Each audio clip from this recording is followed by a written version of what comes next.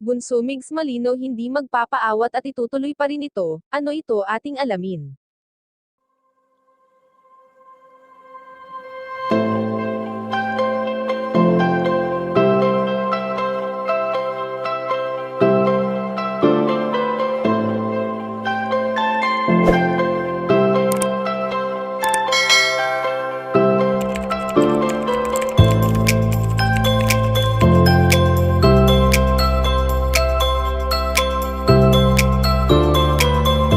Sa mga dumaang taon nga ay sadyang maraming pagsubok ang pinagdaanan ni Bunso Migs Malino, nariyan ang paulit-ulit siyang binabatikos simula nang nawala ang yumaong si Cutie Mahal.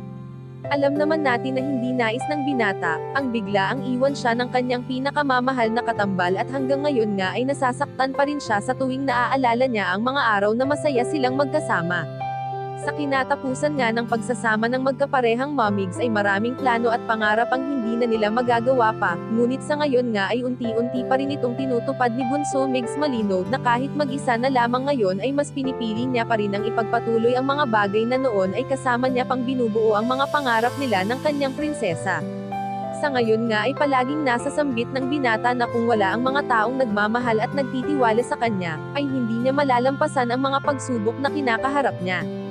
Samantala ayon naman sa aming impormasyon na nakalap na hindi magpapaawat si Bunso Migs Malino at patuloy pa rin siyang magpapasaya sa mga tao, at never niya itong bibitawan, dahil ito na lang din ang bagay na magagawa niya na gustong-gusto rin ng kanyang pinakamamahal na katambal na kahit ilang taon na ang lumipas nang nawala ito ay hindi niya pa rin ito magawang kalimutan.